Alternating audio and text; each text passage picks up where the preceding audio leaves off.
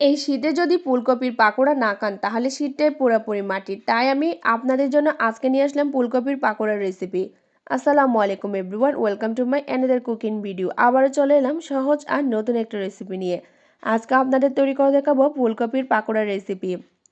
খুবই সহজ আর ঝামেলা কম একটা রেসিপি। তো এর জন্য প্রথমে আমি নিয়ে নিলাম একটা ফুলকপি। চেষ্টা করবেন এখানে তাজা ফুলকপি ইউজ করার জন্য। এখন ফুলকপির পিছনে অংশটা কেটে ফেলবো। এই ফুলকপির ডাঁটাগুলো দিয়ে কিন্তু খুবই মজার একটা ভর্তা তৈরি করা যায়, যেটা আমার পেজে পিন পোস্টের মধ্যে আছে, আপনারা চাইলে দেখে নিতে পারেন। এখন আমি ফুলকপিটাকে দুই টুকরো করে কেটে নিব, কারণ আমি অর্ধেকটা দিয়ে পাকোড়া বানাবো। দুই ভাগে কেটে নেওয়ার পর ফুলকপির যে ফুলগুলো আছে না, এগুলো আমি একটা একটা করে ফুলগুলোকে কেটে নিব। সব ফুলগুলো কেটে নেওয়ার পর আমি একটা একটা করে ফুল নিয়ে আবারও মাঝখান দিয়ে দুই টুকরো করে কেটে নিব। চেষ্টা করবেন ফুলকপির পাকোড়াতে ফুলকপিগুলো ডাঁটা সহ ছোটো ছোটো করে কেটে নেওয়ার জন্য। সেই ক্ষেত্রে ফুলকপির পাকোড়াগুলো খেতে মজার হয়। সবগুলো কাটা শেষ হয়ে গেলে এগুলোকে আমি ভালো মতো করে ধুয়ে নিব। দেন গরম পানিতে আমি 5 মিনিটের মতো এগুলোকে ভাপিয়ে নিব।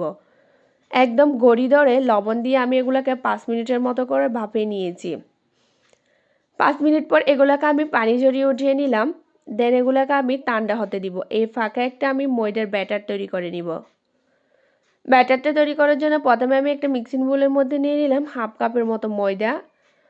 হাফ চামচ দিয়ে দিচ্ছি রসুন বাটা, হাফ চামচ নিয়ে নিলাম লাল মরিচের গুঁড়া, হাফ চামচ হলুদ গুঁড়া, হাফ চামচ ভাজা জিরার গুঁড়া, সামান্য পরিমাণের কালো গোলমরিচের গুঁড়া আর দিয়ে দিলাম হাফ চামচের মতো লবণ। এখন অল্প অল্প পানি দিয়ে একটা পাতলা বাটার তৈরি করে নিব। ব্যাটারটা তৈরি করার পর যে ফুলকপিগুলো আগে থেকে ভাপিয়ে নিয়েছিলাম না, ওগুলো এখন ব্যাটারের মধ্যে দিয়ে হালকা হাতে একটু মেখে নিব। দেন আমি এখানে নিয়ে নিলাম ব্রেড ক্রাম্ব। ফুলকপির পাকোড়াগুলোকে আরেকটু মুচমুচে করার জন্য আমি একটা একটা ফুলকপি নিয়ে ব্রেড ক্রাম্বের মধ্যে একটু কোটিং করে নিচ্ছি।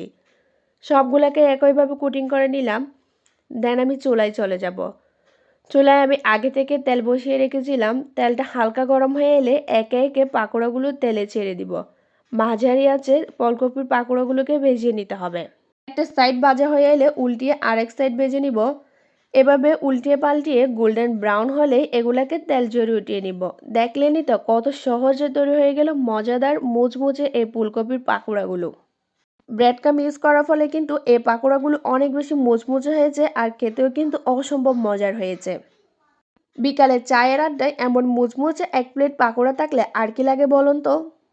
এই রেসিপি ফলো করে আপনিও তৈরি করে নিতে পারেন মজাদার এই ফুলকপির পাকোড়াগুলো। কোনো রকমের ফুলকপির ঘ্রাণ গন্ধও থাকবে না।